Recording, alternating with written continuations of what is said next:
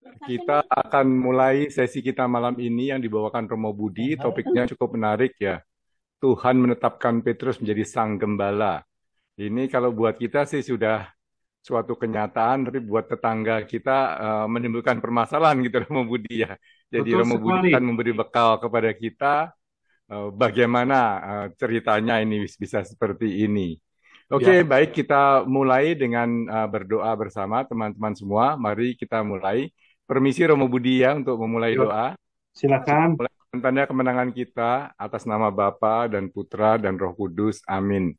Amin. Selamat malam Tuhan. Terima kasih kami pada malam hari ini diberi kesempatan untuk berkumpul bersama, berusaha untuk mengenal sabdamu lebih baik lagi. Dan malam ini kami mendapat bimbingan dari Romo Budi. Mudah-mudahan pengajaran dari Romo Budi tadi malam ini akan memberikan banyak pencerahan kepada kami, memperkuat iman kami, dan memperdalam pengetahuan kami mengenai seputar gereja Katolik, khususnya mengenai Santo Petrus menjadi gembala. Semua ini kami sampaikan kehadiratmu. Kami mohon berkat juga untuk teman-teman kami yang tidak bisa hadir, berhalangan karena sesuatu hal. Mudah-mudahan Engkau mengangkat kesusahan yang mereka alami atau halangan yang mereka alami. Terima kasih Tuhan. Kemuliaan kepada Bapa dan Putra dan Roh Kudus, Seperti pada permulaan seperti sekarang selalu dan dan sepanjang sepanjang segala segala abad. abad. Amin. Amin. Dalam nama Bapa dan Putra dan Roh Kudus. Amin. Amin. Karena Romo Budi saya kira semua teman-teman sebagian besar sudah kenal, jadi tidak perlu diceritakan panjang lebar lagi Romo ya. Boleh Romo Budi langsung ambil alih. Kalau mau share screen silahkan. Oke, suara saya kedengaran ya? Terdengar Romo. Oke, baik. Sekarang saya share screen. Ini dia share. Oke, sudah kelihatan ya? Kelihatan Romo. Ya, ini sedikit judul sesuai dengan yang saya pilihkan. Dan itu berdasarkan perikop dari Injil menurut Yohanes, bab 21 ayat 1 sampai 19. Karena saya tanya kepada Ibu Rosita dan terserah saya pilihkan saja perikop ini karena ini juga perikop yang akan kita dengarkan dalam misa hari Sabtu, hari Minggu, Minggu ketiga Paskah. Jadi sebagai juga persiapan untuk kita nanti mendengarkan sabda Tuhan dari Minggu ketiga Paskah. Dan pas juga saat kita sebagai anggota gereja Katolik, kita dalam tanda petik kehilangan gembala kita yang ditetapkan juga sebagai pengganti Petrus menurut iman kita Katolik. Ya, seperti tadi eh, sudah disampaikan oleh eh, Pak Gunawan ya tadi ya, Pak Gunawan ya, Iya, bahwa Pak Gunawan benar. untuk kita jelas sudah banyak dikatakan dan dimengerti, tetapi bagi saudara-saudara kita sesuatu yang eh, tidak diterima atau tidak dimengerti. Karena itu mungkin nanti pertama-tama makin apresiasi tentang apa yang kita imani, apa yang kita miliki sebagai gereja Katolik, dan makin bisa kalau dalam pertemuan barangkali bisa membantu menjelaskan dengan kepada saudara-saudari kita yang dari gereja yang lain ya. Dan kita tentu sebagai gereja Katolik dan dunia bahkan pasti lagi menunggu siapa yang akan menjadi pengganti eh, Paus Fransiskus, tapi lebih artinya lebih dalam yaitu pengganti Petrus, pengganti wakil Yesus di dunia ya.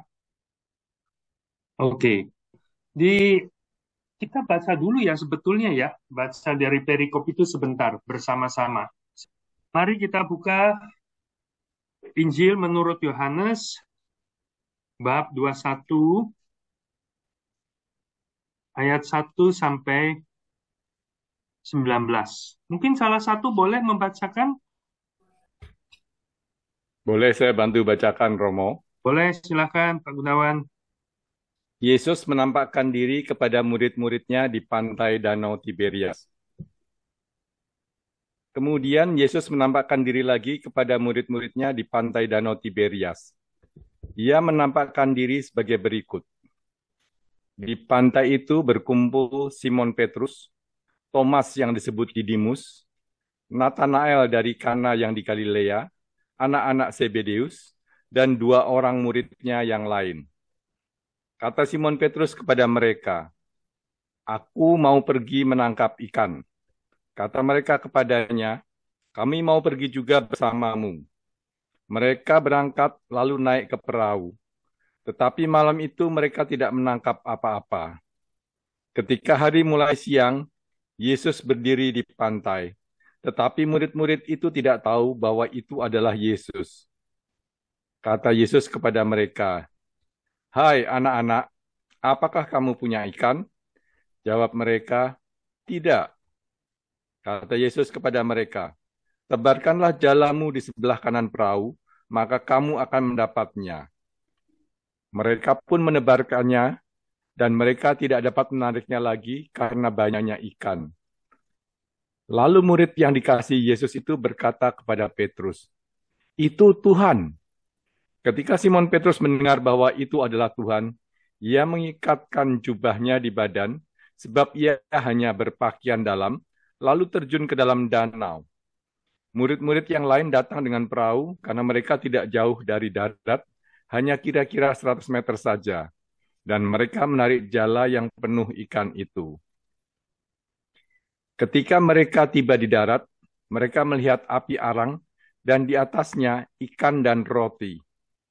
Kata Yesus kepada mereka, "Bawalah beberapa ikan yang baru kamu tangkap itu." Simon Petrus naik ke perahu, lalu menarik jala itu ke darat, penuh ikan-ikan besar, 153 ekor banyaknya, dan sekalipun sebanyak itu, jala itu tidak koyak. Kata Yesus kepada mereka, "Marilah dan sarapanlah." Tidak ada di antara murid-murid itu yang berani bertanya kepadanya, "Siapakah engkau?" Sebab mereka tahu bahwa ia adalah Tuhan. Yesus maju ke depan, mengambil roti dan memberikannya kepada mereka. Demikian juga ikan itu. Itulah ketiga kalinya Yesus menampakkan diri kepada murid-muridnya sesudah ia dibangkitkan dari antara orang mati. Gembalakanlah domba-dombaku. Sesudah sarapan, Yesus berkata kepada Simon Petrus, "Simon, anak Yohanes, apakah engkau mengasihi aku lebih daripada mereka ini?" Jawab Petrus kepadanya, "Benar Tuhan, engkau tahu bahwa aku mengasihi engkau." Kata Yesus kepadanya, "Peliharalah anak-anak dombaku." Kata Yesus lagi kepadanya untuk kedua kalinya, "Simon, anak Yohanes, apakah engkau mengasihi aku?" Jawab Petrus kepadanya, "Benar Tuhan, engkau tahu bahwa aku mengasihi engkau." Kata Yesus kepadanya, "Gembalakanlah domba-dombaku." Kata Yesus kepadanya untuk ketiga kalinya, "Simon, anak Yohanes, apakah engkau mengasihi aku?" Petrus pun merasa sedih karena Yesus berkata untuk ketiga kalinya, "Apakah engkau mengasihi aku?" Dan ia berkata kepadanya, "Tuhan, engkau tahu segala sesuatu. Engkau tahu bahwa aku mengasihi engkau." Kata Yesus kepadanya, "Peliharalah domba-dombaku. Sesungguhnya aku berkata kepadamu, ketika engkau masih muda, engkau mengikat pinggangmu sendiri dan berjalan ke tempat yang kau kehendaki. Tetapi kalau engkau sudah tua, engkau akan mengulurkan tanganmu dan orang lain akan mengikat engkau dan membawa engkau ke tempat yang tidak kau kehendaki." Hal ini dikatakannya untuk menyatakan bagaimana Petrus akan mati dan memuliakan Allah. Sesudah mengatakan demikian, ia berkata kepada Petrus, "Ikutlah aku." Cukup sampai sini, Romo. Ya, terima kasih banyak. Jadi seperti Terpujilah yang Kristus. terpujilah Kristus. Seperti yang tadi kita dengarkan bersama, perikop yang akan menjadi bacaan Injil minggu ketiga Paskah itu terdiri dari dua bagian utama. Dan seperti yang di dalam kitab suci kita dikasih juga dua judul itu. Yang bagian pertama, penampakan Yesus di Danau Genesaret, itu bab 1 sampai dengan bab 14 ya. Dengan makan ikan, dan Tuhan sudah menyiapkan makanan malah ya. Dan yang kedua, bagian kedua sesuai dengan judul itu juga pengangkatan atau penetapan Petrus sebagai gembala. Ayat 15 sampai dengan ayat 19. Oke. Jadi ada dua bagian utama dalam perikop yang kita akan dengarkan ini. Dan bagian yang pertama, penampakan Yesus di Genesaret. Ini adalah penampakan yang ketiga Yesus setelah Yesus bangkit ya. Yang pertama ya pada Minggu Paskah itu. Hari pertama hitungannya ya orang Yahudi dulu adalah hari pertama ya. Sekarang buat kita adalah hari Minggu, harinya Tuhan, hari kebangkitan, hari Paskah. Dan itu yang ada di Yohanes bab 20 ayat 19 sampai dengan 23. Dan itu yang kita dengarkan di minggu pertama Paskah. Lalu penampakan yang kedua 8 hari kemudian, oktav Paskah. Terhitung 8 hari sama-sama hari Minggu yang pertama, berarti seminggu kemudian ya, 8 hari oktav Paskah. Di mana kita dengarkan itu dalam minggu yang lalu. Bagaimana Yesus kemudian seperti menjawab permintaan Thomas yang mengatakan, kalau aku belum melihat sendiri, meraba tangannya, mencucukkan tanganku bekas luka, dan seterusnya, sekali-kali aku tidak percaya. Ya, dan itu yang kita dengarkan minggu lalu, sekaligus di dalam liturgi adalah Minggu Kerahiman Ilahi, minggu kedua Paskah. Dan sekarang minggu ketiga Paskah, kisah yang tadi kita dengarkan itu di Danau Genesaret. Danau Tiberias, nama yang lainnya. Dan itu yang perikop pertama, 1 sampai 14, menceritakan penampakan tersebut. Lokasinya dekat Kapernaum, dan tempat itu menjadi tempat diabadikan atau dikenangkan dengan mendirikan gereja, tentu di situ yang disebut dengan Mensa Domini, yaitu meja atau altar Tuhan atau perjamuan Tuhan. Karena Yesus seperti dalam bacaan tadi kita dengar di perikop itu, ia sendiri yang sudah menyiapkan arang, sudah menyiapkan makanan, mari sarapanlah. Mensa Domini. Jadi kalau yang sudah pernah berziarah atau nanti berziarah ke Tanah Suci, dan di situ pasti mengunjungi, kiranya sudah mengunjungi itu Mensa Domini, di mana mengenang penampakan ini, dan Tuhan sudah menyiapkan makanan untuk para muridnya. Dan ini punya banyak arti, nanti kita bisa komentari tentang Mensa Domini ini. Jadi penangkapan ikan itu kita tahu para rasul gagal menangkap ikan di malam hari. Lalu Yesus menyuruh tampil, tidak dikenali. Yesus menyuruh mereka menebar jala ke sisi kanan. Dan kita dengar tadi hasilnya tangkapan yang besar, dan dicatat 153 ekor ikan. Dan Yohanes mengenali Yesus, dan Petrus berenang ke pantai. Dan kalau kita mendengar perikop ini, kisah penangkapan mukjizat begitu atas perintah Yesus menebarkan jala, tentunya teman-teman di sini yang pencinta kitab suci, ingat ya, ada kejadian yang serupa yang pernah kita dengar di tempat lain.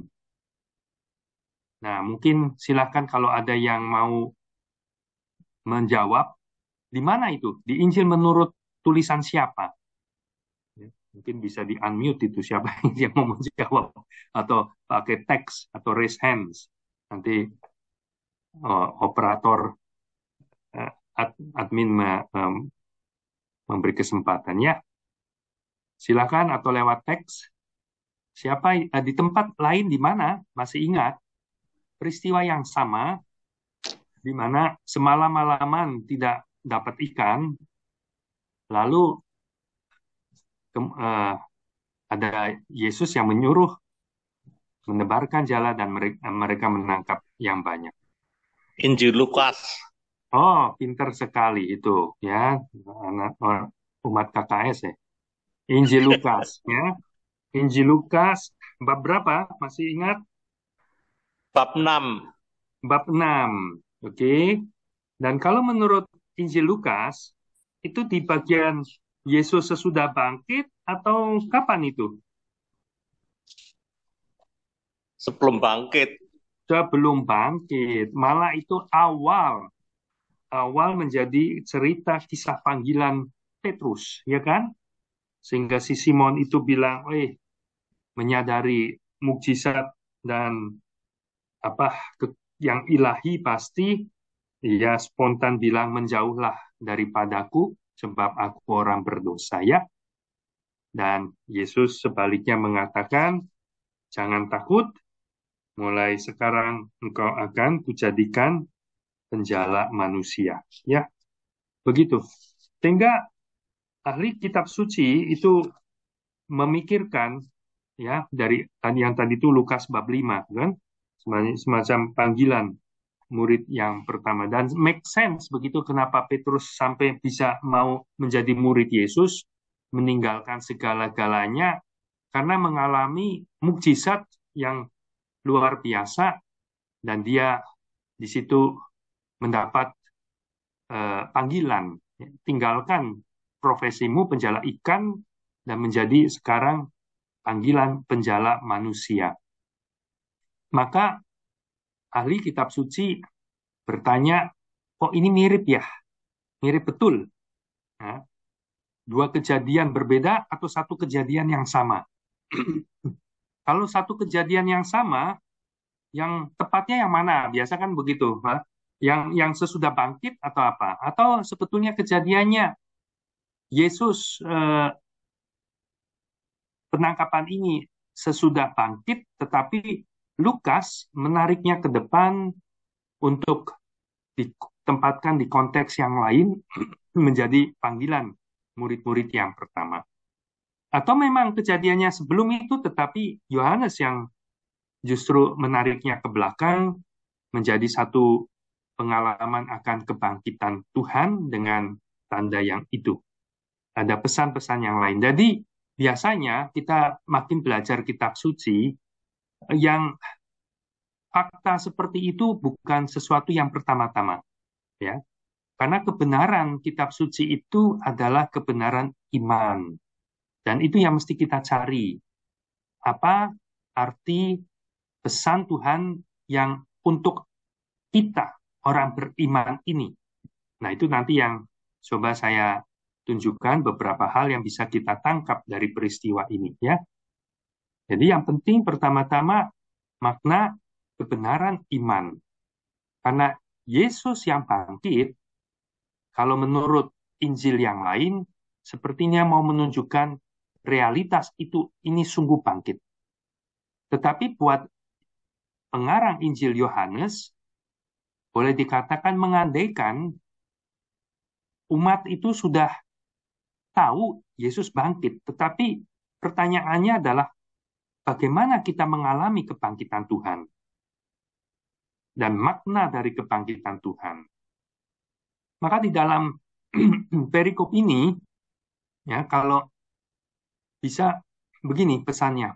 mungkin sekali saya mau mengatakan ada peristiwa Injil menurut Lukas, pengalaman murid-murid mengalami Tuhan yang bangkit, itu adalah ada cerita tentang dua murid Emmaus, betul?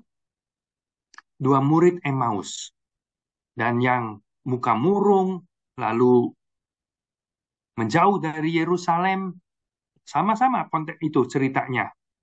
Yesus masuk di tengah mereka hadir, mereka tidak mengenali Yesus, lalu Yesus membuka pikiran, dan akhirnya pura-pura mau lanjut, dan mereka minta tinggal di sini, hari sudah malam, lalu masuk ke rumah, Yesus menerima undangan itu, mengambil roti, ya, memecah-mecahkan, nah, lalu di situ mata mereka terbuka, mengenali, kan ada unsur yang sama itu, dari tidak kenal menjadi mengenali, itu Tuhan, ya. Lalu dari situ mereka berubah, berkobar-kobar, dan kembali ke Yerusalem, bukan menjauhi Yerusalem. Dan itu cara Lukas juga mau mengatakan, menyampaikan kepada kita, itu pengalaman bertemu dengan Yesus yang bangkit. Dan pesannya, kalau kepada kita, kalau kita juga mau mengalami Yesus yang bangkit, temukanlah di dalam Ekaristi. Karena perjalanan Emmaus itu adalah perjalanan Ekaristi, perayaan misa. Ketika Yesus membuka pikiran, menerangkan kitab suci, itu boleh kita lihat ibadat sabda, ya, ibadat sabda. Lalu Yesus masuk ke rumah mengambil roti itu, memecah-mecahkan, mengambil roti, memberkati, ya, mengucap syukur, memberkati, memecahkan, itu adalah ibadat Ekaristi. Jadi misa itu, mensa itu ada dua bagian, meja sabda, meja Ekaristi. Nah, itu dalam perikop yang dua murid Emmaus. Sehingga buat kita, ya syukur kalau Anda kemudian juga punya pengalaman yang luar biasa, Yesus yang bangkit menampakkan diri seperti kepada Saulus, ya mungkin karena ada perutusan khusus, barangkali mungkin salah satu Anda mau jadi Sri Paus, bisa jadi itu khusus begitu ya. Tetapi biasanya rata-rata kalau tidak secara khusus ada seperti mau Paulus menjadi Saulus itu jadi Paulus, jadi rasul besar bangsa-bangsa, ada intervensi khusus. Tapi umumnya untuk kita semua mau mengalami kebangkitan Tuhan, di situ tempatnya, Ekaristi. Dengan iman, ya, melihat itu dan mengenali Kristus hadir, Kristus bangkit, Kristus ada di antara kita, dan hati kita berkobar-kobar, dan sesudah misa ite misa est, Anda pergilah, misa sudah selesai, Anda diutus, dan berkobar-kobar, menjadi rasul. Nah, itu yang pesannya intinya di situ penting. Demikian juga di dalam kisah menurut Yohanes ini, juga kan ada hal yang sama, tetapi penekanannya beda. Karena mensa Christi, perjamuan Kristus, itu juga menggemakan tentang Ekaristi. Yang Kristus, perjamuan yang Kristus sudah siapkan, sarapanlah. Tetapi penekanan di sini bisa kita tangkap, makna iman di sini kita menemukan juga Yesus yang bangkit di mana? Seperti Petrus dan teman-temannya itu saat menangkap ikan. Saat bekerja di dalam pekerjaan-pekerjaan kita yang biasa-biasa, asal kita peka, kiranya kita bisa mengenali, wow, ada intervensi-intervensi yang luar biasa, ya, seperti biasanya orang-orang memberi kesaksian, sharing. Wow, ada yang luar biasa. Ada tangkapan yang berlimpah. Ada yang tidak disangka-sangka, kok bisa begini, bisa begitu. Ada jalan-jalan Tuhan. Dan semoga di situ kita menangkap Kristus yang bangkit hadir, ikut menyelenggarakan hidup kami, dan ikut mengerjakan hal yang luar biasa. Ya, dan reaksinya lagi-lagi semoga spontan, seperti Petrus, langsung mau cebur ya.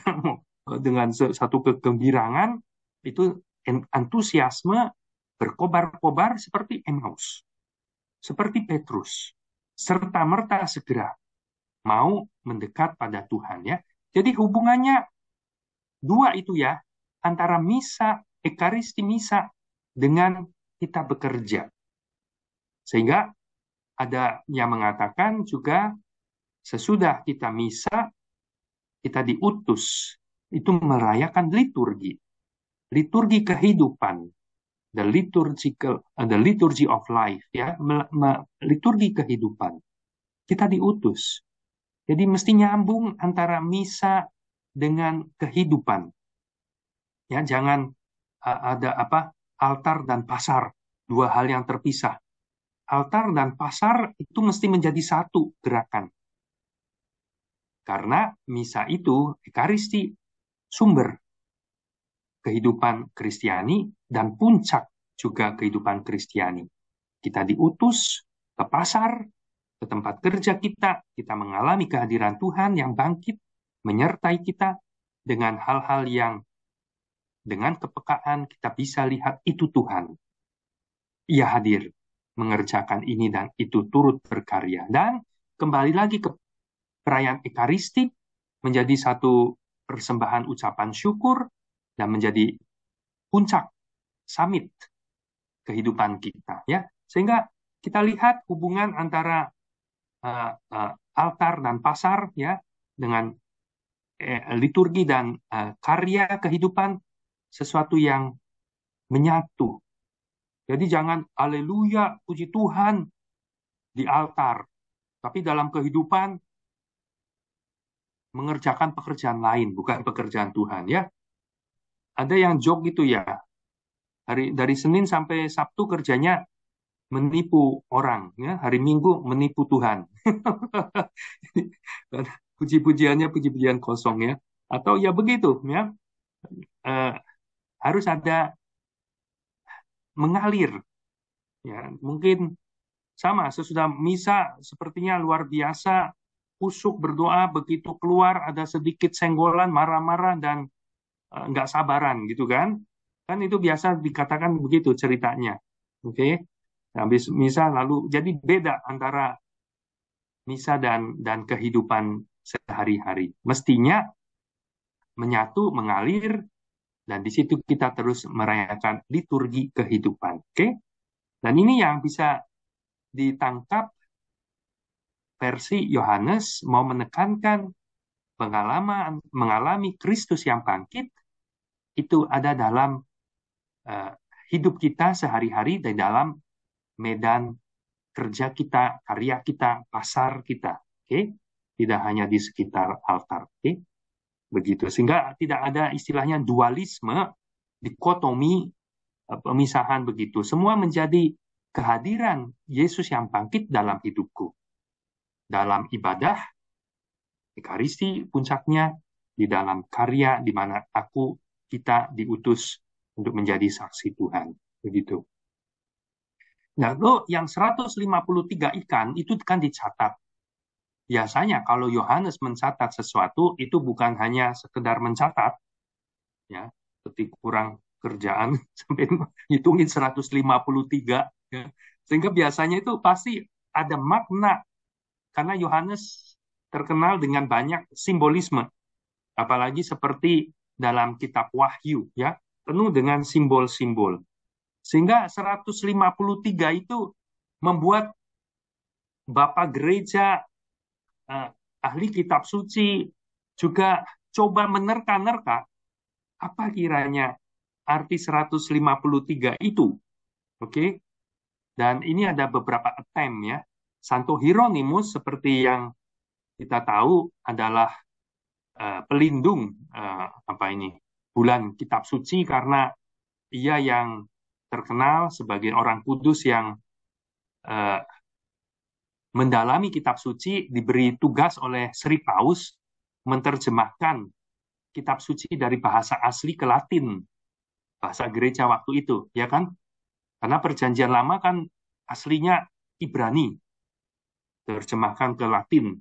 Lalu bahasa Yunani itu aslinya Perjanjian Baru, pertama ditulis, diterjemahkan ke Latin, bahasa gereja. Konon kan katanya sebetulnya yang diminta oleh Sri Paus adalah minta ke Hieronymus, ahli kitab suci, untuk mana nih banyak terjemahan yang terbaik yang mana.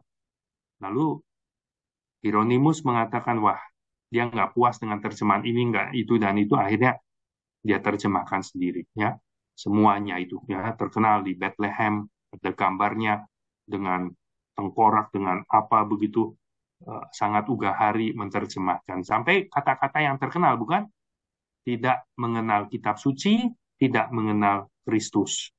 Betapa pentingnya sabda Tuhan. Dan Hieronymus mengomentari 153 ikan itu.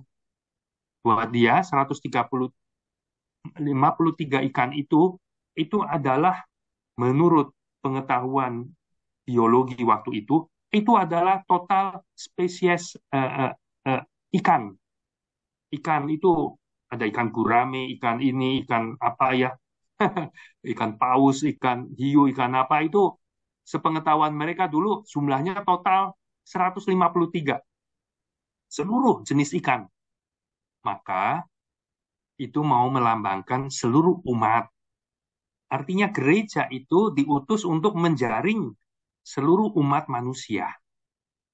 Ya, biar sebanyak itu jalannya tidak koyak. Ya, biar sebanyak itu ya network kerja gereja itu tidak lelah, ya, tidak sampai buyar begitu ya, ambiar ya, tapi kuat tetap.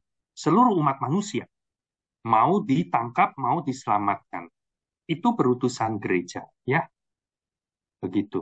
Ada orang lain yang pintar, ini Cyrillus dari Alexandria, dan dia mungkin otak-atik katuk gitu ya.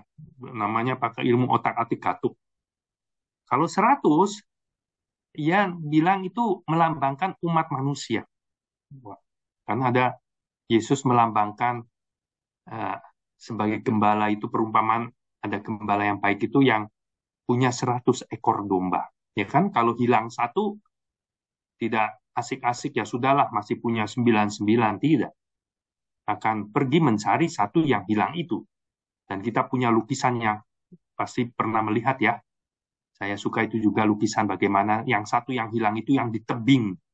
Ditebing dan dengan susah payah gembalanya pegangan satu akar apa pohon di tebing itu dan mau menjangkau domba yang kehilangan di tebing yang dalam bahaya bisa binasa ya.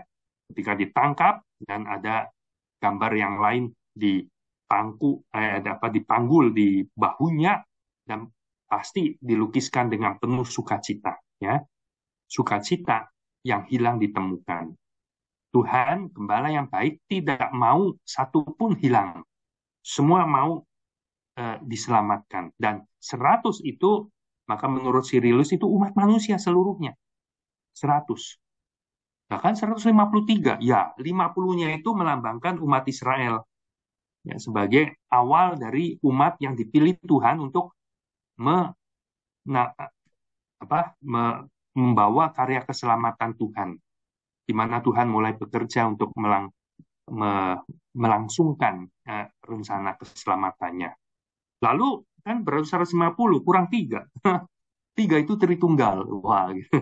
Allah itu yang menyelamatkan, 3 pribadi itu yang bekerja untuk keselamatan umat manusia.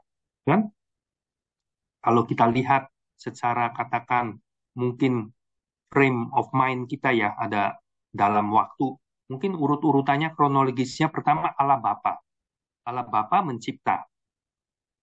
Manusia jatuh dalam dosa. Perlu ditebus. Allah Putra turun menebus. Ya, setelah ditebus, diangkat jadi anak Allah. Tidak selesai.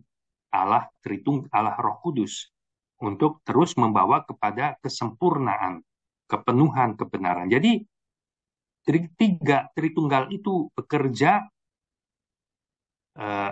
semuanya untuk keselamatan kita ya.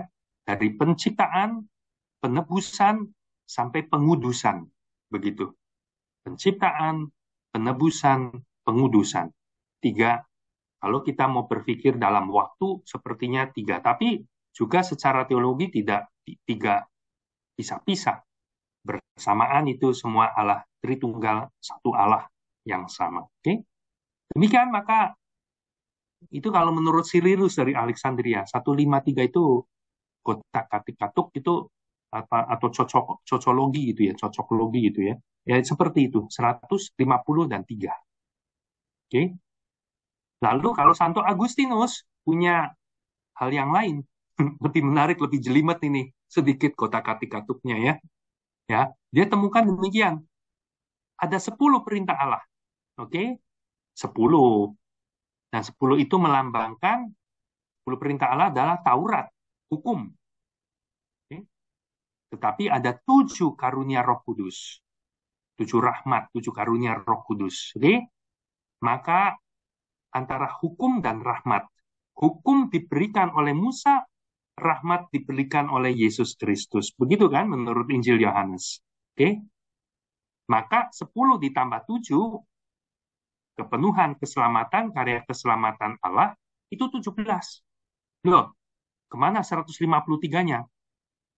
153-nya menurut Agustinus, silakan jumlah. Angka 1 sampai 17. 1 ditambah 2, ditambah 3, ditambah 4, terus sampai 17. Dan kalau dijumlah, nah silakan ambil kalkulator atau di Excel, gitu ya. 1 sampai 17 di sum, itu 153. Nah, itu. Maka 153 ini menurut Agustinus, lagi-lagi itu simbol bahwa mereka yang oleh hukum dan rahmat, 10 perintah Allah dan 7 karunia Roh Kudus, itu menjadi milik Kristus. Ya, yang diselamatkan, dibawa kepada Kristus, kepada kerajaan Allah milik Kristus. Ya, menarik ya. 153 punya makna simbolis dan bisa ada pesan-pesan itu yang masuk, dan semua jangan ditanya mana yang benar, semua benar karena yang beda filsafat teologi dengan eksakta.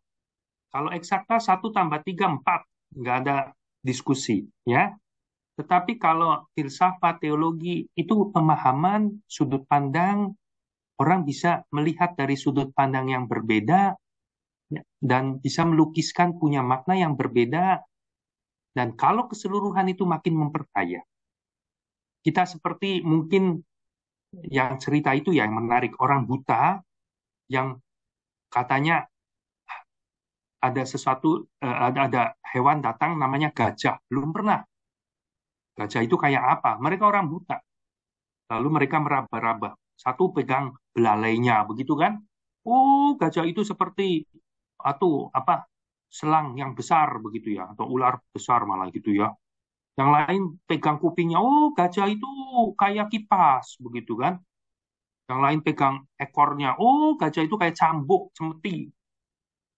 Yang lain pegang kakinya, oh gajah itu seperti pohon kelapa, ya kan? Yang lain pegang perutnya, oh gajah itu kayak kayak drum besar begitu ya. Mana yang benar? Ya semua benar. Karena masing-masing melihat, menangkap bagian itu yang menurut kemampuan pengalaman mereka. Tetapi kalau yang realitasnya adalah keseluruhan dari itu. Maka filsafat teologi itu makin melihat sudut pandangnya makin bagus, makin kita makin menangkap, mengapresiasi misteri tentang Allah, tentang manusia, tentang keselamatan, rencana Allah yang pelan-pelan disingkapkan untuk kita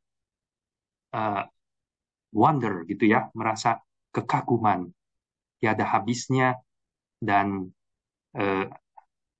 apresiasi dan bersyukur ya. Seperti kata Rasul Paulus, kita bisa exclaim, wow, betapa dalamnya, betapa apa ini, hikmat Tuhan, ya, tak terkatakan, ya, siapa yang bisa itu semua, ya, menjadi penasihat Allah, tapi kita punya pikiran Kristus, ya, karena sesuatu yang sangat sukacita makin memahami keselamatan rencana yang begitu kaya dari Allah untuk kita, ya. Jadi begitu yang mungkin bisa memperkaya kita mengenai 153. Mungkin dari Anda ada yang menemukan arti yang lain dari inspirasi Roh Kudus, bagus juga, ya, memperkaya 153 ikan itu. Dan ada makna yang bisa kita tangkap di sini dari perikop ini, yaitu kita bicara tentang gereja, tentang perutusan, tentang panggilan Tuhan. Anda diutus, pergilah Anda diutus. Dan kita sebagai gereja, umat Allah, murid-murid Tuhan, itu ada dua aspek, itu perlu kolaborasi, kerjasama, dan kepemimpinan. Hasil hanya dicapai lewat kerjasama. Ya, kita semua tahu. Umat manusia bisa mencapai hasil yang luar biasa besar hanya kalau kita bekerja sama, kolaborasi. Entah apakah di antara Anda familiar dengan nama Yuval Noah Harari, ya.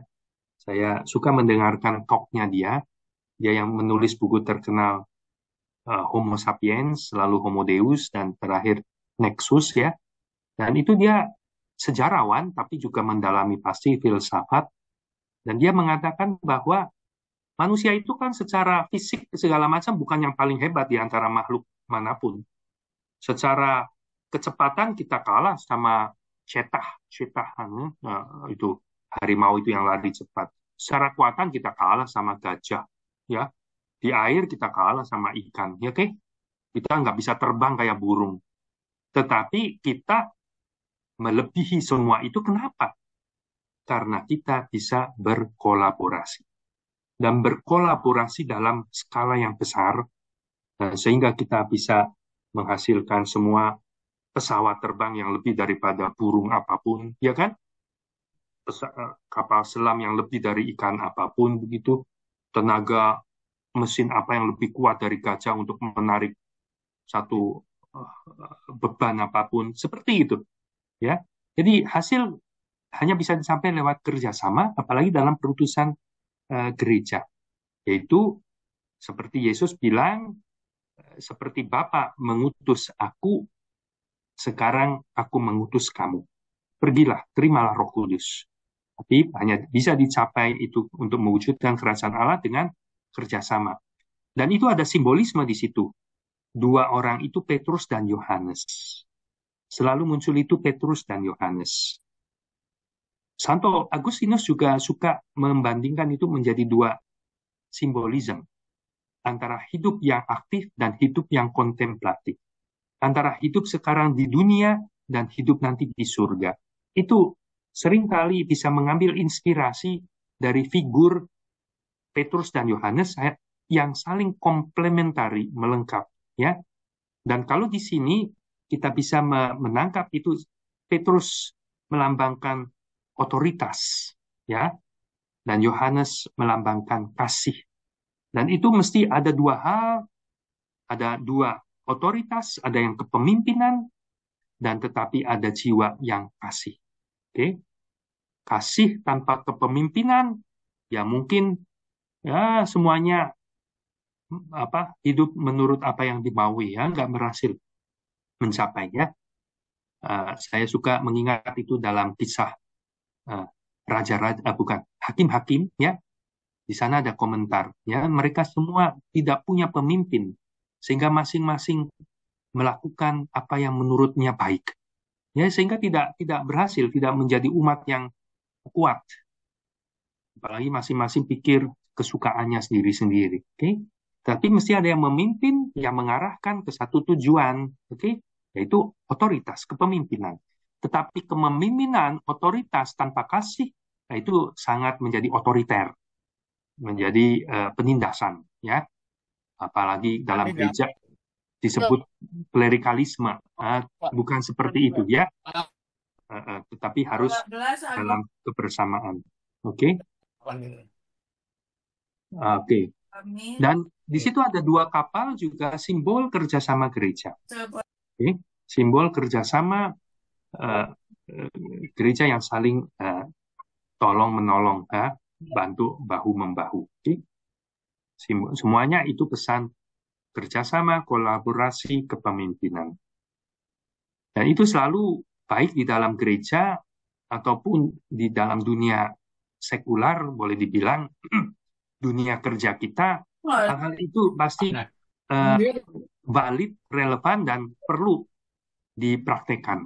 Oke? Jadi kita misa es, kita diutus ke dunia kerja, dan hal-hal itu yang kita bawa juga ya. Ada kepemimpinan, ada kasih. Ya, jadi ini yang puncaknya ke sini yang saya ambil sebagai tema, judul, saya tetapkan saja begitu. Ya, pada akhirnya ke situ, endingnya di situ penetapan Petrus sebagai gembala. Ya. Dan kita sangat familiar dengan dialog itu. Dan saya yakin itu Pak Gunawan tadi pakai kitab suci yang terjemahan yang baru ya. Betul ya? Betul Romo, TB2 Romo. Ya, karena ada sudah kalimatnya beda itu. Peliharalah domba-dombaku. Ya, itu sudah dipilihan terjemahan yang lain. Oke? Kalau dulu selalu gembalakanlah tiga-tiganya. Ini ada peliharalah. Dalam bahasa Inggris ada feed my sheep, malah memberi makan. Tend my sheep, begitu ya. Feed my lamb, begitu. Jadi semana memberi makan, menggembalakan, memelihara. Dan pertanyaan itu 3 kali itu banyak komentar ya, dikomentari. Yang pasti, yang mudah pasti mengacu kepada 3 kali penyangkalan Petrus. Jadi macam apa itu namanya, dipulihkan, ya, dipulihkan. 3 kali menyangkal dan 3 kali Yesus mengajak Petrus mengakui bahwa ia mencintai Yesus. Gitu ya. Dari menyangkal tidak kenal aku sama orang itu sampai bukan hanya aku kenal tapi aku mencintaimu. Aku mengasihimu. Bahkan mengasihi lebih daripada yang lain. Oke? Lebih daripada yang lain bisa diartikan lebih, mungkin gitu kayak takabur gitu ya, lebih dari orang lain begitu. Tapi dalam arti lebih dari hal-hal yang lain. Menempatkan Yesus sebagai harta yang paling besar, ya, yang paling berharga, yang paling kucintai melebihi yang lainnya. Wah, itu kan sudah sampai kepada apa ya? Di situ yang keselamatan ya, sampai kepada orang bisa mencintai Tuhan lebih daripada yang lain. Itu sudah ada kerajaan Allah. Masalahnya kan manusia ini kadang-kadang ada cinta-cinta yang lain, bahkan cinta yang lain mengalahkan cinta kita kepada Yesus. Cinta kepada Yesus ya, tapi ada godaan apa? Pilih yang lain, bukan Yesus. Nanti cintanya yang lain lebih kuat. Ya, kan katanya ada 3 ta itu ya, tahta, harta, wanita, ya, atau pria bagi yang wanita. Nah, itu godaan itu 3 itu yang sering kali, banyak kali mengalahkan cinta kita kepada Tuhan. Nah, di sini Petrus mengatakan 3 kali itu yang dikomentari banyak, seperti pemulihan dari 3 kali menyangkal, ya, dan 3 kali dia bilang, aku mencintaimu, engkau tahu, aku mengasihimu. Oke? Dan setiap kali Petrus mengatakan itu, dan Yesus bilang, gembalakanlah domba-dombaku. Yesus tahu kesalahan Petrus, namun ia tetap mempercayakan gereja kepada Petrus. Gembalakanlah domba-dombaku 3 kali. Ya. Dan itu juga bisa kita pahami, memaknai modal untuk melayani Tuhan, siap menjadi pelayannya, gembalanya, itu adalah kalau kita punya kasih kepada Tuhan. Bukan yang lain. Kalau modalnya mencari diri, nah itu pasti nanti akan putus di tengah jalan atau tidak melakukan yang benar, ya. Kalau mencari diri, self seeking, ya, mencari pengakuan, mencari pujian, mencari kedudukan, apalagi mencari harta di tempat, ya itu udah keliru. Tapi betul-betul motivasinya adalah mencintai Tuhan lebih dari yang lain. Dan itu baru pelayanan apapun di dalam rumah tangga. Pertama-tama rumah tangga, karena rumah tangga itu gereja domestik. Sebagai suami, istri kepada istri, kepada anak adalah melulu karena kasih. Nah, itu menjadi pelayanan. Lalu kepada gereja, komunitas. Begitu ya. Nah, itu gembalakanlah domba-domba. Dan di sini kita untuk orang Katolik melihat, menangkap bahwa Yesus mempercayakan domba-dombanya, gerejanya kepada Petrus. Dan siapa Petrus? Siapa penggantinya? Nah, itu kita sebagai orang Katolik melihat, mengimani yang tradisi yang luar biasa, pengganti Petrus itu adalah yang menjadi uskup Roma. Siapa yang menjadi uskup Roma, dia mengganti posisi Petrus. Oke? Dan dia menjadi sang gembala yang ditugaskan oleh Yesus, peliharalah domba-dombaku, feed my sheep, tend my lamb, ya? Gembalakanlah domba-dombaku. Oke? Sebentar. Itu. Nah, di sini kita mendalami, ini salah satu mungkin buat kita orang Katolik, judulnya itu saya kasih tanda petik ya, karena dalam bahasa Inggrisnya itu the primacy of Peter. Agak sulit, saya nggak tahu terjemahannya apa. Karena biasanya diterjemahkan keutamaan Petrus, tapi bisa misleading karena keutamaan itu virtue ya, kebajikan, keutamaan. Jadi saya pakai tanda kutip keprimatan Petrus ya, yang primat, yang pertama, yang lebih daripada yang lain. The prime ya, the prima itu ya. Keprimaan Petrus, keprimatan dalam arti itu ya, primacy. Itu bisa kita lihat dari perikop ini yang kita bahas tadi. Yohanes bab 21 ayat 15 sampai 17 ya. Karena diberikan kepada Petrus, dan itu dikatakan kepada Petrus, gembalakanlah domba-dombaku. Bukan kepada keseluruhan yang hadir, murid-murid atau ke-12 itu. Tidak, tapi kepada Petrus. Ya, kepada Petrus. Dan ada yang dimana Yesus mengatakan, waktu muda kamu mau kemana saja, tapi pada masa tua nanti orang yang menarik kamu ke tempat yang kamu kehendaki. Dan di situ dikomentari, begitu menyatakan bagaimana nanti Petrus akan mati, itu jadi martir ke tempat yang dia tidak kehendaki ya. Dan kita tahu dari tradisi, dari arkeologi, kita mengimani itu di Roma, di Vatikan itu, di tanah itu di mana sekarang ada Basilika Santo Petrus. Okay? Dan di situ ada kuburnya Petrus. Ya, mengagumkan kalau dipahami semua begitu.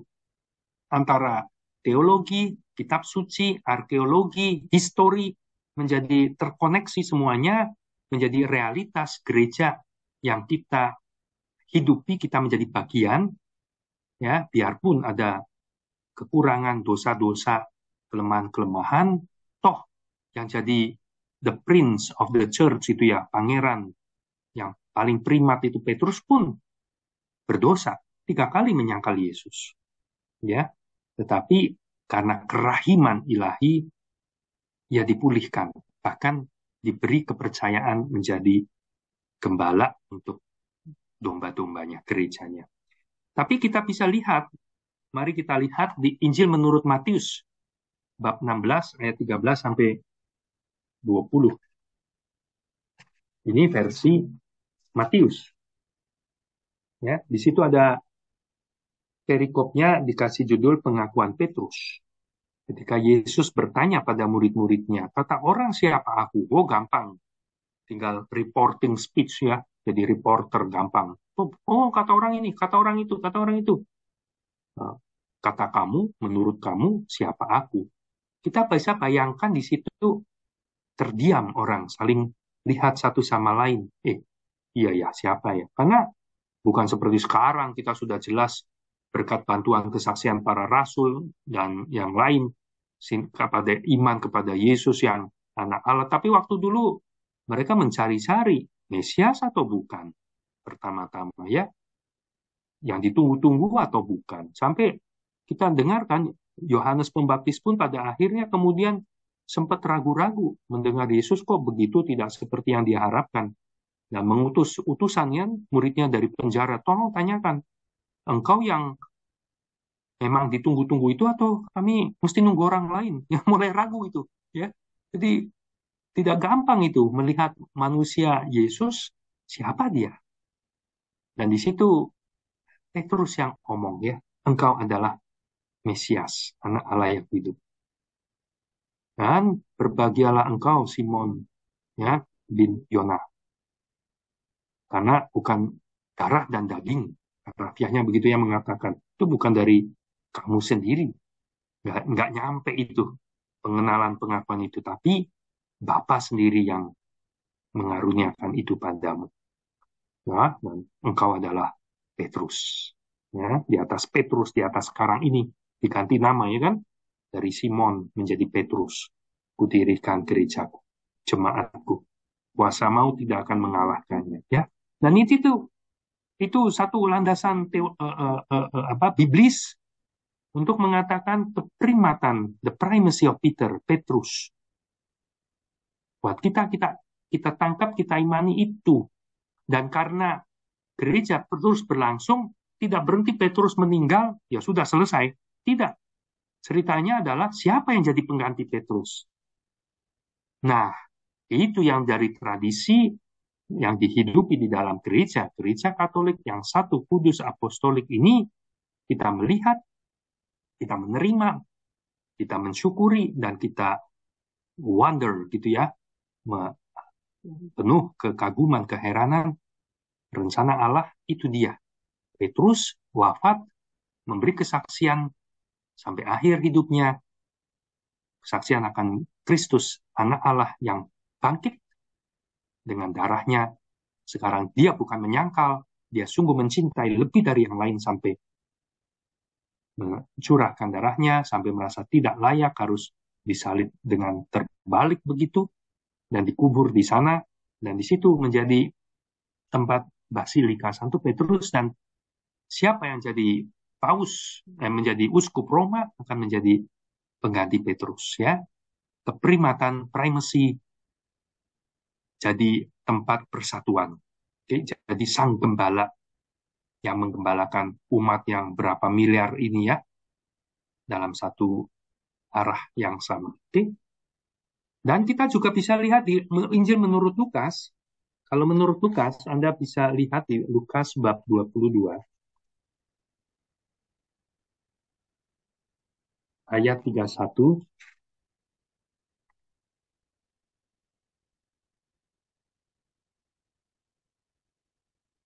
Di 31 sampai 32 ya.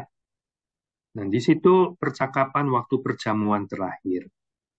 Dan Simon, Simon, kata Yesus, lihat iblis telah menuntut untuk menampi kamu seperti gandum. Tetapi aku telah berdoa untuk engkau, supaya imanmu jangan gugur.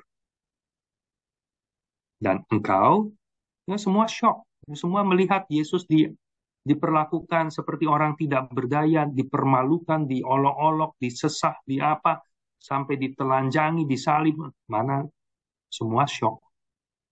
Ya, semua bisa hancur, gugur itu semua imannya. Nggak nyangka begitu ya.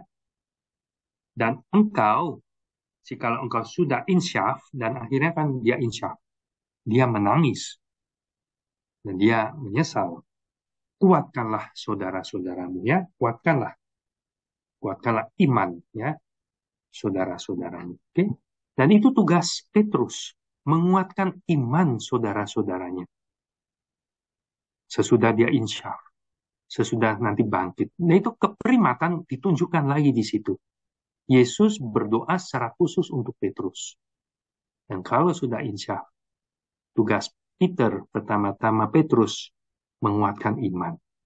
Jadi tugas para penggantinya Petrus itu pertama-tama yaitu menguatkan iman. Kita itu berjalan dengan iman di dunia ini. Iman. Dan iman bisa mungkin makin langka. Ada perikop menurut Injil Lukas itu, ketika anak manusia datang, apakah dia mendapatkan iman di bumi? Ya, karena iman itu yang utama segalanya. Oke? Dan itu ya Petrus, oke? Kepribadian. Jadi semua itu, perikop-perikop itu menunjukkan the primacy of Peter, yang lebih daripada yang lain, menunjukkan peran Petrus sebagai pemimpin gereja, gembala dari domba-domba milik Kristus itu, ya, yang 153 itu dari berbagai suku dunia digembalakan, ya, dengan pelayanan yang pasti menuntut cinta melebihi segala-galanya. Oke? Dan sebagai penutup, saya mau katakan bahwa Yohanes bab 21 pasti Anda para penggemar kitab suci, yang studi kitab suci sudah tahu. Itu ada di komentari sebagai epilog. Sebagai ada mungkin murid Yohanes yang menambahkan itu. Okay? Karena aslinya ending yang dikatakan original berakhir pada bab 20, ya, ayat 31, ya. Perikopnya itu maksud Injil ini dicatat. Dan di situ untuk supaya sampai pada iman, dan oleh imanmu kamu hidup. Ya, lihat iman. Ya. Tapi ini epilog, ada prolog, ada epilog. Dan ini tentang kisah ini epilog untuk mengenai dua hal itu tadi yang beberapa hal yang tadi kita sudah bahas. Singkat atau pesannya adalah supaya kita nangkap Kristus tetap hadir dan memanggil kita bekerja bersama. Hadir di dalam Ekaristi untuk melihat Kristus yang bangkit dalam iman, mensa domini, perjamuan atau altar Tuhan, supaya hati kita berkobar-kobar seperti Emmaus murid-murid, seperti Petrus yang spontan serta-merta menceburkan diri ke danau, ya, dan supaya kita bekerja bersama, dua perahu, kerjasama, Petrus dan Yohanes, ada kepemimpinan, otoritas, tapi ada kasih, begitu, supaya tangkapannya itu berlimpah, 153 ikan itu seluruh umat manusia, Tuhan mau tidak ada yang hilang. Semuanya masuk di dalam pukat Allah, kerajaan Allah itu. Jadi gereja dibangun di atas, atau juga tidak hanya dibangun ya, tapi dijalankan tentu atas dasar kasih dan kepemimpinan. Nah, sekali lagi gereja tidak hanya soal urusan paroki, urusan keuskupan, tapi pertama-tama rumah. Karena itu gereja domestik, keluarga. Perlu ada dua hal itu. Kepemimpinan dan kasih. Ya, saling seperti yin dan yang, saling seimbang, dan itu yang menjadi hidup, berkembang, ya, untuk kemuliaan Tuhan, untuk keselamatan kita, ya, begitu. Demikian saya tutup percakapan ini. Terima kasih Romo. Jadi biasanya setelah presentasi dari Romo, kita akan menunggu pertanyaan dari teman-teman Romo. Ini sudah ada pertanyaan, boleh saya bacakan Romo ya? Yo, silakan. Ini pertanyaan dari Markus Mardi Setia Dharma, Paroki Taman Galaksi, Bekasi. Woi, Gereja Santo Bartolomeus. KKS Kelapa Gading ya, kemana-mana. Oke, Ini pertanyaan begini, Romo. Yesus sungguh manusia, sungguh Allah. Yesus yang merupakan hipostasis firman, memiliki kodrat manusia dan kodrat Allah. Kenapa wakil Yesus di dunia, setelah Yesus terangkat ke surga, manusia Petrus? Bukannya harusnya juga yang dari kekekalan, yaitu Roh Kudus. Demikian pertanyaannya, Romo. oke. Langsung dijawab atau menunggu yang lain? Silakan aja langsung jawab, Romo, sambil menunggu yang lain, Romo. Ya, eh, ya itu sebetulnya sudah ada tadi, sudah ada apa inklingnya, ada jawaban sendiri tadi. Karena ada Roh Kudus. Yang Roh Kudus itu yang mengilahikan kita. Jadi kan ada satu ungkapan pertukaran suci, ya. Kalau di dalam Ekaristi itu, lagi-lagi Ekaristi ya, ada pertukaran suci. Yaitu ditukar, yang kita bawa itu roti dan anggur. Oke? Tapi akan ditukar menjadi darah, tubuh dan darah Kristus. Itu misteri iman kita. Dan kita imani itu terjadi. Dan kadang-kadang itu ada kesulitan dalam memahami, tapi kita lihat ada banyak mukjizat Ekaristi. Seperti yang dikumpulkan oleh Beato Carlo Acutis. Ya, bisa singgah ke websitenya dia, di mana di situ dia mengumpulkan mukjizat-mukjizat Ekaristi, di mana roti betul menjadi daging, anggur menjadi darah, begitu ya. Dan saya pahamin itu seperti tanda dari surga, intervensi khusus, tidak selalu begitu, tapi cukup untuk menjadi tanda-tanda menguatkan iman kita. Lagi-lagi itu, menguatkan iman. Betul itu terjadi. Ya. Jadi pertukaran suci itu dalam Ekaristi, tetapi tujuannya adalah pertukaran suci yang kita sebagai manusia. Allah menjadi manusia, supaya manusia menjadi Allah. Nah, itu pertukaran sucinya. Maka kita dikatakan ada mengalami divinisasi, ya, pengilahian. Sehingga ketika kita ditebus oleh darah Kristus, dihapus dosa-dosa kita, tidak berhenti di situ, tapi dianugerahi Roh Kudus. Dan Roh Kudus itu yang mengilahikan. Ya, jadi tadi seperti tadi dikatakan ada 3 peran, Bapa, Putra, dan Roh Kudus. Bapa menciptakan dari tidak ada menjadi ada. Kita ada nih. Bapa. Lalu kita berdosa. Yesus menebus. Putra. Oke? Dan menganugerahkan kemudian Roh Kudus. Nah, Roh Kudus itu yang mengilahikan kita. Mengilahikan kita. Oke? Dan kita dipanggil menjadi yang ilahi. Maka wakilnya Yesus, yaitu yang dipilih itu manusia yang diilahikan. Seperti Petrus.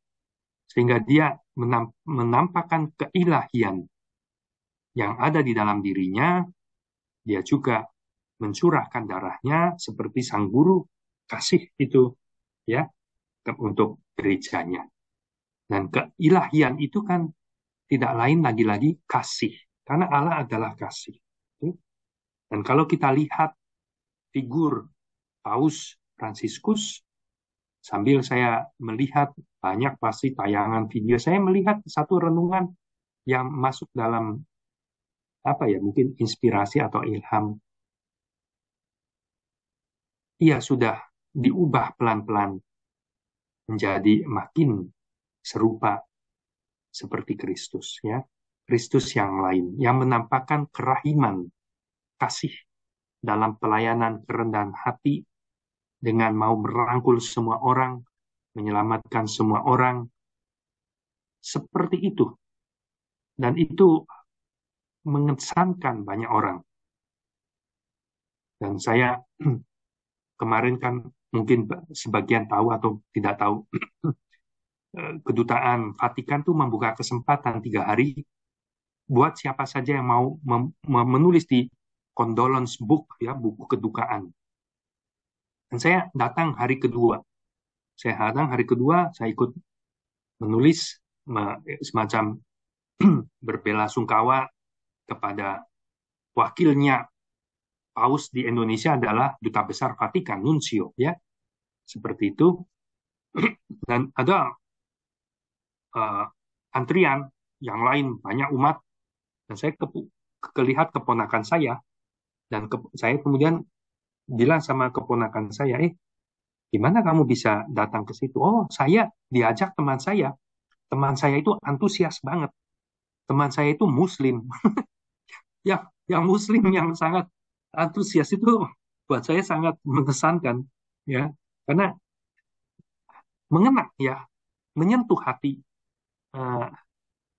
orang-orang begitu sampai seperti itu, ya, dan terdorong sampai antusias itu, karena pasti ada yang menarik kalau melihat lagi videonya, wajahnya, buat saya itu dia, dan buat saya itu karya Tuhan, karya Roh Kudus, Ekaristi yang dia hidupi, dia hayati, dia ajarkan tentang Ekaristi, perjamuan Tuhan, dan juga paus-paus yang lain. Okay?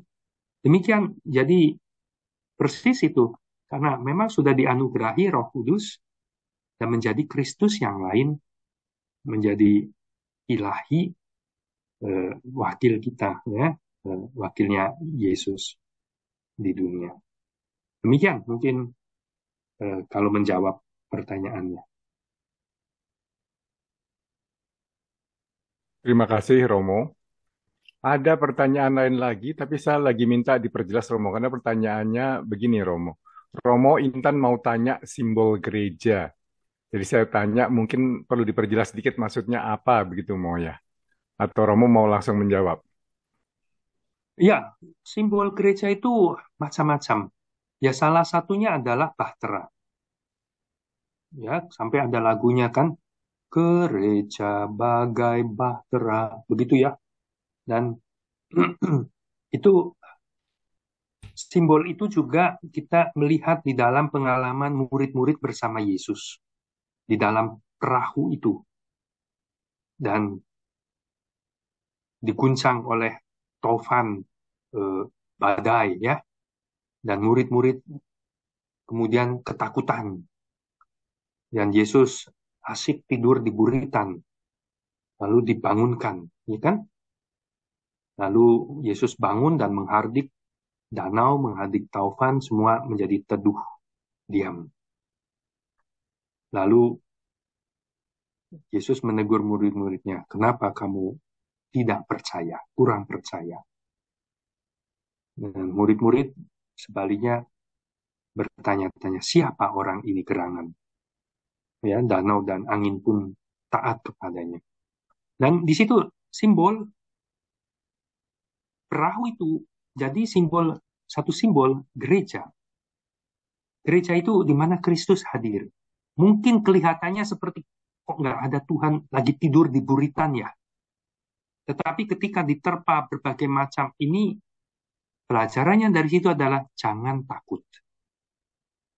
Iman tidak akan tenggelam. Kenapa? Karena ada Yesus di dalam perahu. Ada Yesus di dalam gereja. Yesus hadir. Di mana? Lagi-lagi itu. Ekaristi. Ekaristi adalah kehadiran Tuhan. Apa itu? Par excellence. Boleh dibilang begitu, ya. Tubuh dan darah. Inilah tubuhku, inilah darahku. Aku hadir. Nah, seperti tadi saya katakan, mungkin bisa mengalami kesulitan menyiman itu, ada tanda-tandanya di berbagai belahan dunia, mukjizat Ekaristi. Okay? Dan itu Tuhan hadir. Jangan takut. Takut dengan segala macam berita ini itu, situasi dunia, situasi ekonomi, ya. Lagi-lagi itu iman. Terasa memang goncangannya, terasa terpaannya, goyangannya. Wah, bisa-bisa kita terbalik. Tidak. Jangan takut. Tidak capsize, tidak itu. Ada Tuhan. Dan maka itu harapan. Harapan akan kemudian menjadi tenang kembali. Harapan akan sampai kepada tujuan berlabuh itu. Sehingga harapan itu dasarnya iman. bukan optimisme berdasarkan hitung-hitungan, semuanya terkontrol, semuanya positif, lalu kita optimis dan tidak. Harapan, biarpun hitung-hitungannya tidak masuk, tetapi harapan keselamatan akan menjadi teduh lagi, mencapai tujuan berlabuh. Karena apa? Karena iman Tuhan hadir dalam perahu, di dalam gereja. Jesus inside, ya, ada stiker begitu ya di mobil-mobil mengganti Intel inside. Kalau Intel ada di dalam satu PC komputer, wah, powerful, hebat, tenang, kerja baik. Nah itu Jesus inside, ya, di dalam bahteraku, di dalam rumah tanggaku, keluargaku, dalam gereja. Ya itu kita maju terus. Dan saya boleh tambahkan, Anda bisa search, ya karena saya Salesian, Don Bosco, pengikut Don Bosco, saya tahu betul itu salah satu mimpi visi Don Bosco adalah tentang bahtera. Dan di dalam bahtera itu ada orang berbaju putih yang mengepalai bahtera itu, dan bahtera itu diserang dari berbagai macam arah oleh perahu-perahu kecil dengan meriamnya, dengan apa mau menenggelamkan, tetapi dalam laut yang bergolak itu, dan Don Bosco dalam mimpi visinya itu melihat ada dua tiang. Satu tiang besar itu ada roti besar JHS, ya, Yesus penyelamat manusia. Oke, dan itu tentu maksudnya adalah Ekaristi. Dan tiang yang lain ada wanita itu berselendang biru dengan manik-manik Maria, penolong umat Kristiani, ya. Dan setiap kali kapal itu, perahu bahtera gereja itu bocor, tembus, atau ya namanya mimpi, ada yang gaib, yang intervensi khusus dari dua tiang itu yang menutup lubang-lubang perahu itu supaya tidak sampai tenggelam dan karam. Sampai terus, bahkan ketika si nahkoda itu ditembak oleh musuh dan rebah, musuh bersorak-sorai, nahkodanya mati. Tapi kemudian segera di dalam kapal itu memilih pengganti yang lain, baju putih lagi. Ya itu menarik ya, ada komentari itu mungkin Yohanes Paulus kedua itu yang ditembak, tapi kemudian hidup lagi dan maju lagi terus, ya. Tapi itu konklav, ya, tidak ditembak pun umur sakit meninggal, tapi akan konklav memilih muncul lagi yang terus menahkodai bahtera sampai kemudian dalam mimpi itu, visi itu, selamat di laut yang tenang. Kita sampai kepada tujuan hidup kita, ya, dan ketenangan itu tranquility, menunjukkan the heaven gitu ya, paradise, rumah Bapa di surga. Oke, jadi begitu kiranya satu simbol yang sangat kaya dan banyak dilukiskan dalam lagu, dalam Injil sendiri, dalam mimpi dan visi Don Bosco, seperti itu, satu simbolisme gereja itu sebagai bahtera perahu. Demikian. Terima kasih Romo. Ada pertanyaan berikut Romo. Selamat malam Romo, mohon penjelasan lebih lanjut terkait ayat 18 dari perikop tadi. Terima kasih. Saya nggak jelas nih perikopnya apakah Matius 16:18 atau Yohanes 21:18. Tapi mungkin kalau ya silakan Romo yang ini Romo. Pilih yang mana Romo? Apakah itu yang Penjelasan tadi? lebih lanjut terkait ayat 18. Ya. Kalau Matius 18 itu yang ini Romo, aku pun berkata kepadamu, engkau adalah Petrus, dan di atas batu karang ini aku akan mendirikan gerejaku, dan alam maut tidak akan menguasainya. Itu Ya. Matius 16:18 Romo.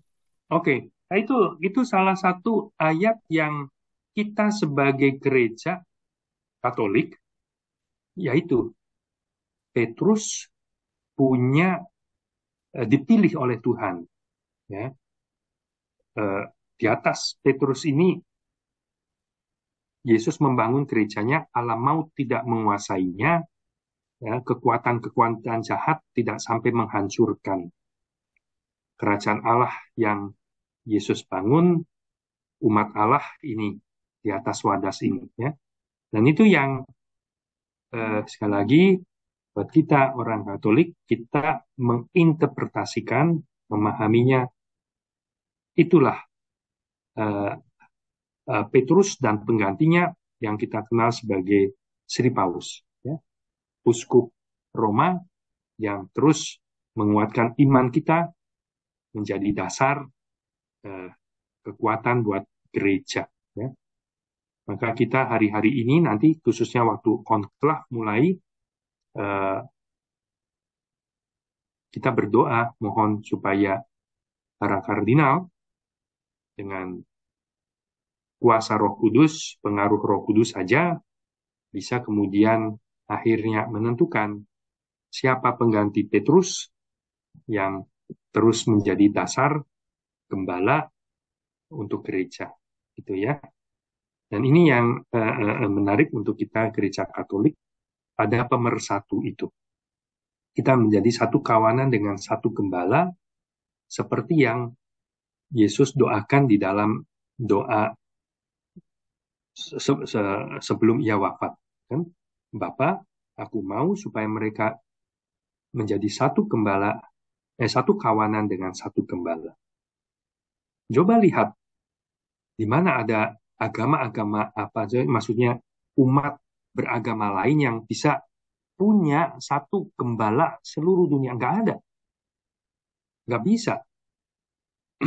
Saudara-saudari kita yang dari Protestan bukannya menyatu, malah ada dominasi denominasi yang baru lagi, antara gembala nggak cocok, pecah, gereja yang lain, atau nggak setuju ajarannya, gereja yang lain, begitu terus. Dan itu mau dibuat oleh kekuatan manusia juga nggak bisa, pasti. Ya, menciptakan ada satu yang diterima semua mempersatukan, mana bisa? Nggak ada. Bisa ada ego, ada kepentingan pribadi, susah. Ya, lihat di agama apa yang lainnya, tapi itulah yang ada di kita makin apresiasi dan wonder, saya kata yang terulang lagi ya, keheranan, takjub dan heran, penuh apresiasi.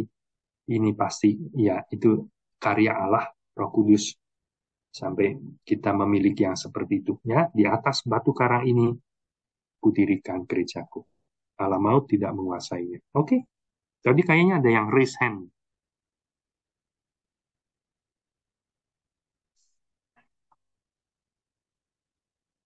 Maaf, tadi saya mute. Itu yang klubnya Pak Suryadi yang nanya ini, Mo. Nanya Matius 16-18 ini, Mo. Mungkin Pak Betul. Suryadi boleh unmute kalau itu untuk bertanya langsung, kalau masih ada pertanyaannya. Ya, silakan.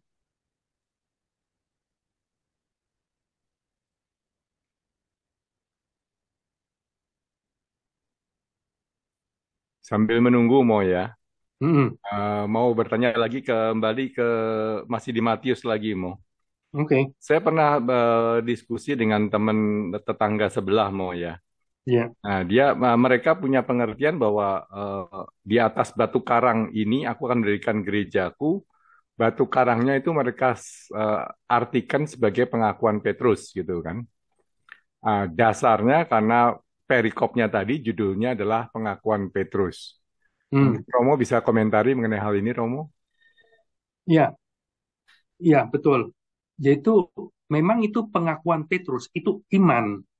Pertama-tama kemudian yang sampai boleh dibilang yang sampai kepada iman, engkaulah Mesias, anak Allah yang hidup, itu Petrus. Dan berdasarkan boleh dibilang merit gitu ya, jasa Petrus itu sekarang Yesus boleh dibilang telah menemukan orang yang jadi murid dia. Sama seperti sejarah keselamatan di Perjanjian Lama kan mulai dengan orang yang sampai kepada iman. Yaitu siapa? Abraham. Ya, dari Abraham lalu dibangun umat Allah. Oke? Nah, pengakuan iman betul, tapi pengakuan iman itu dalam diri ada orangnya kan? Orangnya itu Petrus. Dan sebetulnya di situ ada permainan kata, karena dia namanya Simon.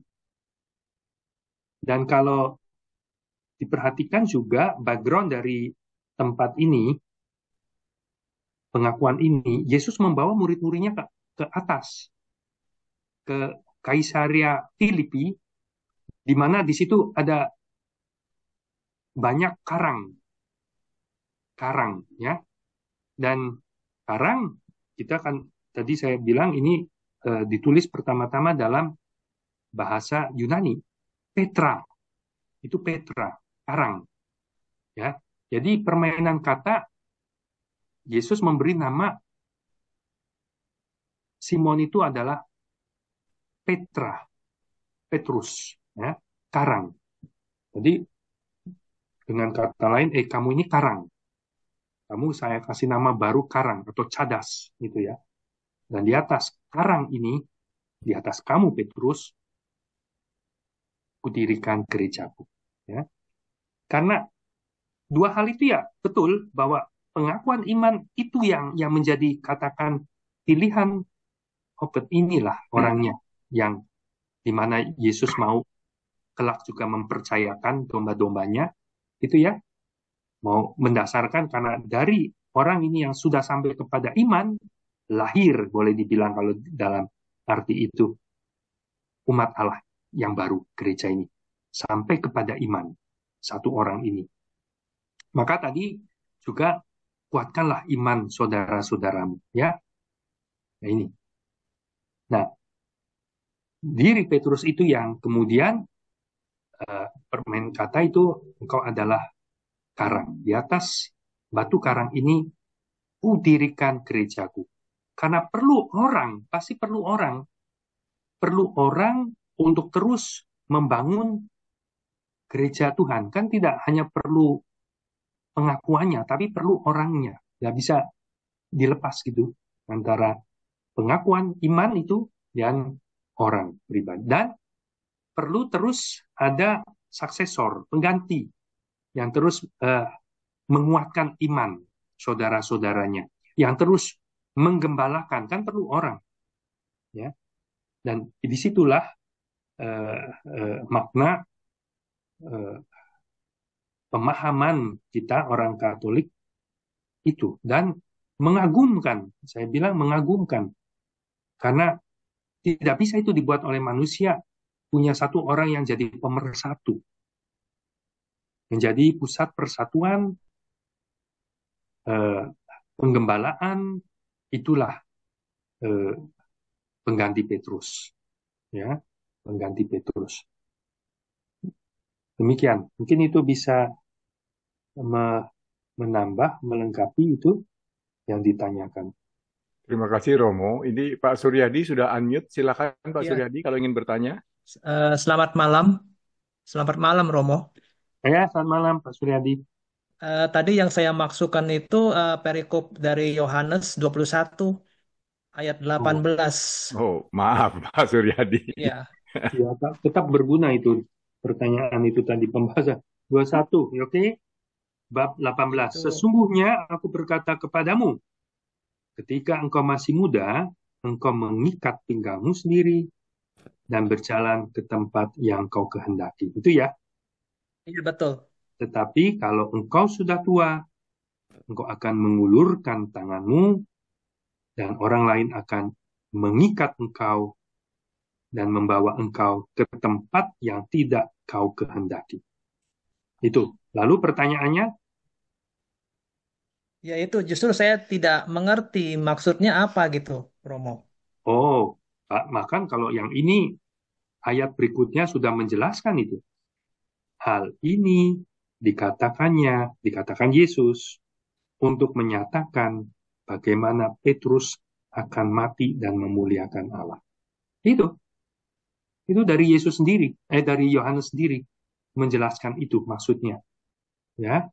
Jadi ketika muda itu mengikat pinggang sendiri, berjalan ke tempat yang Petrus kehendaki, artinya dia mau menuruti keinginan dia sendiri ketika masih muda. Oke? Dan umumnya kita kan begitu. Masih ingat ketika Yesus mulai memprediksi, mengatakan, menubuatkan, ayo sekarang kita ke Yerusalem. Dan di sana anak manusia akan ditolak, dianiaya, dan seterusnya. Ya. Siapa yang pertama reaksi tidak suka dengar itu? Selalu yang spontan. Di antara 12 itu yang paling spontan itu Petrus. Wih. Dan perhatikan baik-baik ya kata-kata yang di sana. Apalagi kalau dibandingkan dengan bahasa Inggris misalnya saja ya. Itu dikatakan Petrus menarik Yesus ke samping dan mulai menegur Yesus. Menegur, rebuke. Began to rebuke him. Bayangkan ya, mulai menegur itu berarti bukan sekali, bukan 2 kali, ulang kali. Jangan sekali-kali ngomong itu. Ya, kenapa? Karena buat Petrus, kita ke sana, kamu jadi raja. Ya, kemudian embel-embelnya, saya duduk di sebelah kanan, ya. Tapi kamu jadi raja. Kok ngomongnya akan dianiaya, ditolak, di macam-macam, diludahi dan mati. Itu jangan ngomong itu, ditegur tuh. Dan di situ karena ditegur, mulai menegur berarti berkali-kali sampai to the point, enough is enough begitu ya. Yesus membalas, enyahlah engkau iblis. Karena engkau hanya memikirkan apa yang dipikirkan manusia dan bukan yang dipikirkan Allah. Jadi itu Petrus muda. Yang kita juga semua sama. Waktu muda kita banyak mau pergi kemana kita kehendaki. Kemauan kita sendiri. Memikirkan apa yang dipikirkan kita manusia. Yaitu tahta, ya, kedudukan, harta, kenikmatan. Ya, itu kan yang dipikirkan, yang dikejar manusia, yang dipikirkan kan hal-hal itu. Dan menurut keinginan sendiri. Yesaya kan juga menubuatkan itu. Mengatakan kita semua itu sesat. Kita seperti domba sesat karena kita mau menuruti keinginan kita sendiri-sendiri. Sesat. Dan kalau keinginan kita, yang kita kehendaki itu tidak lain adalah pasti egoisme. Kepentingan diri sendiri, gengsi kita, mau pengakuan kita, kenikmatan kita sendiri, diriku sendiri, ya. Nah, itu. Engkau masih sedang mengikat pinggangmu sendiri yang berjalan ke tempat yang kau kehendaki. Tetapi kalau engkau sudah tua, engkau akan mengulurkan tanganmu, ya, mempersilahkan. Engkau akan dan orang lain akan mengikat engkau, membawa engkau ke tempat yang tidak kau kehendaki. Dan maksud itu sudah dijelaskan di ayat 19. Hal itu dikatakannya, Yesus menyatakan bagaimana Petrus akan mati dan memuliakan Allah. Ya, jadi membiarkan dirinya juga ditangkap dan akhirnya karena dia tidak mencari kepentingan diri sendiri, tapi mencari bukan kehendaknya sendiri, sekarang mencari kehendak Allah, mau memberi kesaksian. Masih ingat yang waktu dia dengan Yohanes dihadapkan di mahkamah agama di Yerusalem dan dilarang dengan keras dan diancam, didera, jangan sekali-kali mewartakan Yesus, memberikan ajaran itu, ya. Dan Petrus sendiri kemudian jadi orang berani, pertimbangkan sendiri mana yang lebih baik, taat kepada manusia atau kepada Allah. Dia mau taat kepada Allah, dia tidak melakukan kemauan manusia, keinginan manusia, ya. Itu dia, ya. Jadi seperti itu. Akhirnya Petrus sungguh menjadi Kristus yang lain, ya. Seperti Kristus yang lain, seperti Kristus berdoa, Bapa, kalau bisa sih piala ini berlalu, tapi jangan kehendakku, kehendakmu yang jadi. Dan siap minum piala cawan penderitaan. Demikian juga Petrus, ya, yang tadinya akan menyangkal karena pikirannya yang lain, akhirnya minum piala yang sama, bahkan dengan cara disalibkan seperti gurunya. Begitu mungkin. Terima kasih, Romo. Nah, Tadi ada yang raise hand lagi. Tadi ada yang menangkat tangan. silahkan, jadi siapa yang mengangkat tangan? Ini tadi yang raise hand belum merespon lagi. Mungkin bisa ditanyakan, tadi ada teman yang raise hand. Ya, Pak Agus, Mungkin bisa. Pak Agus Arminto, silakan Pak Agus. Halo, Yo, saya nggak bisa chat nih, susah nih Nggak dimatiin. apa-apa, langsung aja Pak Agus. Eh, Pertanyaan saya sederhana, kan kita ngomong Petrus ya sebagai gembala ditunjuk Yesus ya. Cuman kenapa ya, jika Petrus memang adalah pemimpin utama gereja mula-mula, kenapa konsili Yerusalem di kisah para Rasul 15 dipimpin oleh Yakobus, bukan Petrus? Itu pertanyaan pertama. hmm, Pertanyaan kedua, apakah interpretasi bahwa kunci kerajaan surga hanya diberikan kepada Petrus sebagai paus pertama di Roma dapat dipahami sebagai eksklusivitas otoritas gereja, ataukah dapat diterima sebagai simbol otoritas kolektif yang melibatkan semua keuskupan atau pimpinan gereja saat itu sebagai penerus rasul saat itu, seperti misalnya di Antioquia atau Yerusalem, Alexandria, Efesus, bahkan Konstantinopel. Terima kasih. ya, ya, ya itu menarik memang yang di kisah para rasul. Eh, di situ yang memang menjadi kalau istilahnya uskup ya, uskupnya itu Yakobus. Karena dikatakan Petrus kemudian bergeser ketika ada penganiayaan begitu ya ke Antioquia. Dan dikatakan Petrus adalah uskup pertama Antioquia. Oke.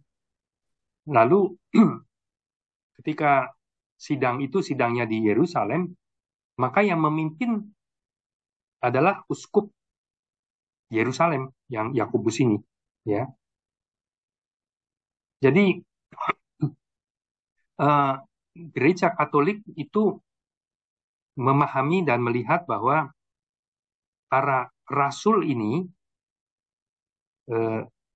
penerusnya adalah sekarang itu uskup, para uskup.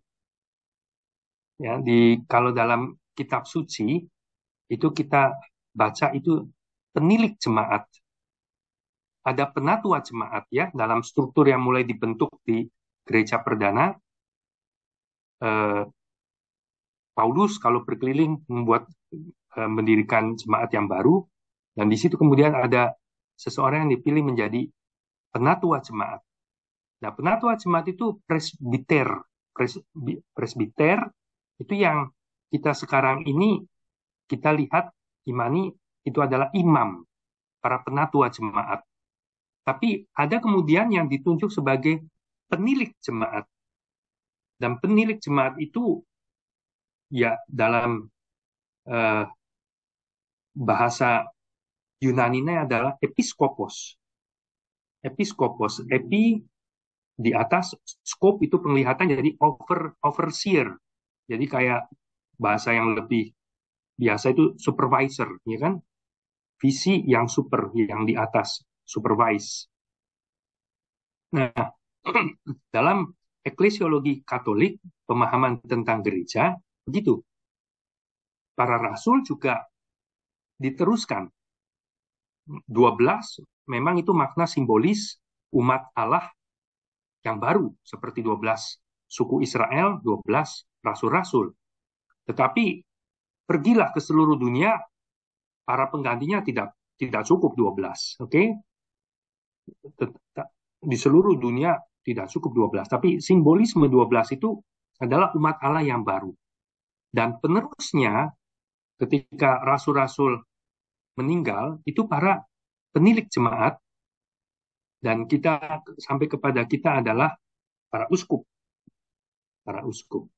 Dan setiap keuskupan itu punya otoritas tertinggi di dalam keuskupannya. Jadi juga langsung nyambung ke tadi tentang kunci itu. Apakah kunci itu satu orang atau kolektif? Oke. Jadi uskup Jakarta, uskup Bogor, bahkan uskup Roma itu tidak seperti memerintah kepada yang lain, tidak. Masing-masing uskup dengan jemaatnya itu satu gereja umat Allah yang penuh, yang kita sebut gereja lokal. Jadi setiap keuskupan itu gereja sendiri-sendiri. Sudah penuh. Tetapi, nah di sini ada yang pemersatu, itu uskup yang di Roma. Karena tradisinya seperti 12 rasul itu setara. Tapi Petrus didahulukan, primus gitu ya, primus. Nah, itu istilah dalam bahasa Latin, primus inter pares. Jadi yang lebih unggul dari yang setara. Jadi sebetulnya setara, sama-sama rasul, tapi Petrus diunggulkan. Jadi ketika menerima kunci itu kepada Petrus, karena Petrus punya peran khusus yang diunggulkan, yang mempersatukan semuanya. Tetapi setiap uskup itu pengganti rasul, itu punya kewenangan penuh di dalam gereja lokal. Namun, dia melaksanakan tugasnya dalam persatuan dengan Petrus, dengan uskup Roma. Maka ada istilah uskup Roma, pengganti Petrus itu presides, memimpin dalam cinta kasih. Ya, presider over charity, gitu, memimpin dalam persatuan kasih. Ingat tadi ada dua hal yang penting, kepemimpinan dan kasih. Dan dalam kebersamaan yang universal itu perlu satu orang yang menjadi diunggulkan, primus, ya. Dan itulah uskup Roma, karena dia meneruskan sebagai pengganti Petrus. Yaitu tradisi yang kita lihat menarik antara histori dengan teologi, ya, dan kenyataan realitas begitu. Ya. Dan ketika masih ingat Jorge Bergoglio dipilih menjadi Sri Paus, dia lebih suka seringkali mengatakan sebagai uskup Roma, ya. Jadi dalam arti ia tidak mau seperti yang komen terhadap yang lain, tetapi dalam sinodalitas, ya, itu seperti yang belakangan katakanlah ada yang komentari legasinya dari Sri Paus Fransiskus adalah dengan dokumen itu yang sudah dia approve, hasil dari sinod para uskup tentang sinodalitas. Gereja sebagai satu persekutuan kasih, ada kepemimpinan tetapi ada kasih, ya, bukan klerikalisme, bukan otoritas kekuasaan lebih tinggi dari yang lain, tidak. Tapi dalam sinodalitas berjalan bersama, nah itu kata sinod, sinode, itu hodos, berjalan bersama sebagai umat Allah. Begitu. Ya. Jadi, kalau ditanyakan tadi yang tentang kenapa konsili yang pertama Yerusalem adalah yang memimpin Yakobus, karena dia yang uskup di situ waktu itu. Ya, jadi tetap menghormati apa itu namanya, kepemimpinannya si Yakobus, ya. Dan tentang kunci kerajaan surga itu dikatakan kepada Petrus, secara khusus itu memang karena dia pemersatu, tetapi setiap uskup itu punya otoritas penuh dalam keuskupannya. Jadi bahkan uskup Roma pun bilang kepada uskup Jakarta, kamu harus buat ini, harus buat itu. Tidak, ya. Tapi dalam kolegalitas, dalam sinodalitas, dalam persatuan kasih, ya, dan para uskup yang lain juga dalam tradisi gereja Katolik itu menghormati Petrus, uskup Roma, dan ikut dalam semangat iman dan kasih, ya, mengikuti dalam kasih itu.